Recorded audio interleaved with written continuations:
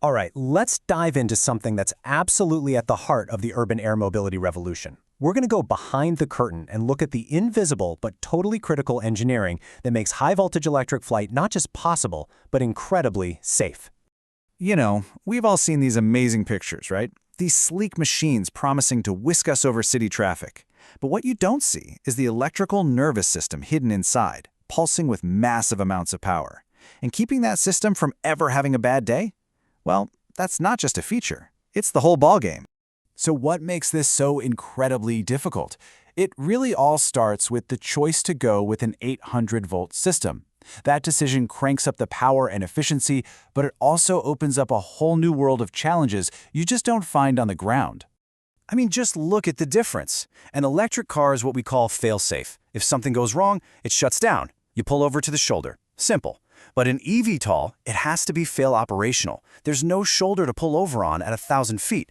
It absolutely must keep flying safely, even after a fault, all while juggling higher voltages in the thin air up at altitude. And this really boils it down to two main adversaries in this whole engineering story. On one side, you've got the cold, hard laws of physics.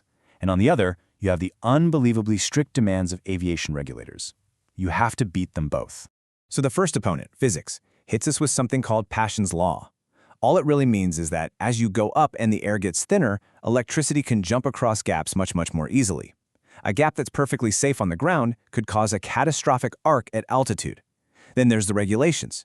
Aviation authorities require a catastrophic failure rate of less than 1 in a billion flight hours. Let that sink in, a billion. You'd have to fly an aircraft 24/7 for over 114,000 years to even expect one failure. It's a standard that is almost impossible to wrap your head around. So how in the world do you design for that? How do you defeat those adversaries? Well, you don't just build a wall, you build a fortress. A fortress with multiple, redundant layers of defense designed to control that electricity no matter what happens. And this image right here perfectly captures that philosophy. It's called defense in depth. Think of it like an onion. We're going to peel back these layers one by one, from the basic architecture all the way out to the physical hardware and testing. This is the blueprint for how we hit that 1 in a billion number. Okay, layer 1. This is the moat around our fortress. It's called a floating ground. Now, in your car, the metal frame is part of the electrical circuit. Not here. In an eVTOL, the entire high-voltage system is completely isolated from the airframe. Why does that matter? It means if one wire gets frayed and touches the fuselage, nothing catastrophic happens. You don't get a giant short circuit. It just sits there, waiting to be detected, which buys the system a ton of precious time to react. So with that mode in place, the next layer of our defense gets a little more active. We're talking about a set of physical tripwires that are constantly making sure every single high-voltage connection is buttoned up and secure. And this system has a name, the High Voltage Interlock Loop, or HVIL for short. Just picture a simple, low-voltage wire that snakes its way through every single high-voltage connector and every maintenance panel on the aircraft. As long as that loop is a complete, unbroken circle, the system knows, hey, we're all good. But the second it breaks, the alarm bells go off. And the real genius here is just beautiful, simple mechanics. Inside every connector, the little pins for that HVIL circuit are physically shorter than the big, beefy pins carrying the high-voltage power. It's a principle we call last to mate, first to break. It guarantees that if a connector ever starts to vibrate loose, that little HVIL tripwire is the very first thing to break contact before the main power does. It's a built-in head start. And how much of a head start are we talking about? Less than 10 milliseconds. To put that in perspective, a single blink of your eye takes 300 to 400 milliseconds. This is unbelievably fast. The instant that tripwire signal is lost, the system slams the brakes on the high-voltage power. It's a hardwired physical guarantee of safety. Okay, so our physical connections are secure. They're tripwired. But what about the health of the insulation itself, the stuff wrapped around the wires? For that, we need something that's always watching, an electronic sentinel. And that sentinel is the Insulation Monitoring Device, or IMD. Think of it like an electrical smoke detector. It's constantly measuring the quality of the insulation between the high-voltage wires and the airframe, sniffing for any sign of decay or damage. And it's smart. It gives a 2-stage alarm. A warning tells the pilot, hey, let's get this checked out after we land. But a critical fault triggers emergency procedures, all while that floating ground we talked about keeps the aircraft perfectly safe. Now, this isn't just a simple meter. These aerospace-grade IMDs use what's called an active injection method.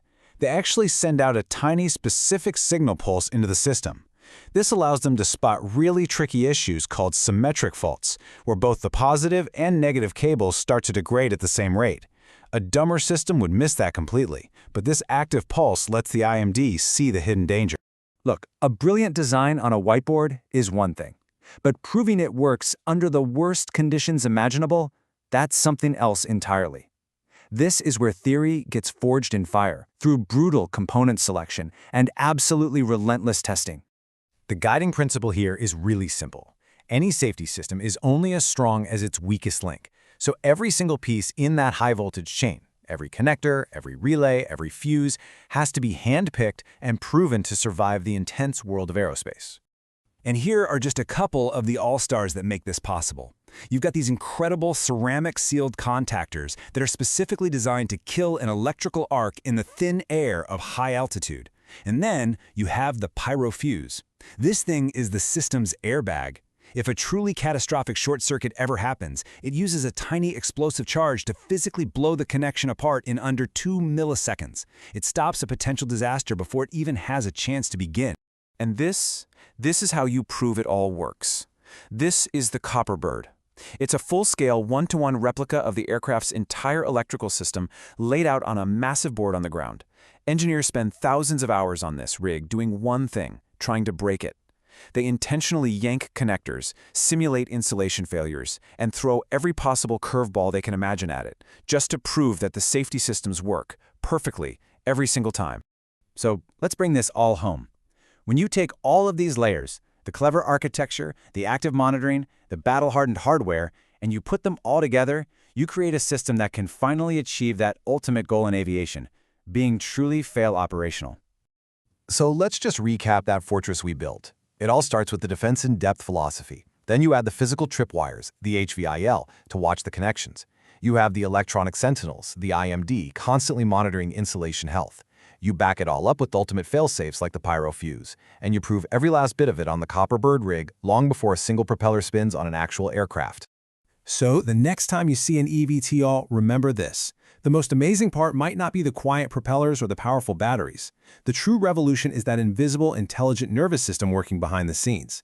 It's these silent guardians that are making the entire dream of electric flight a safe reality. And that kind of leaves you with a final thought, doesn't it?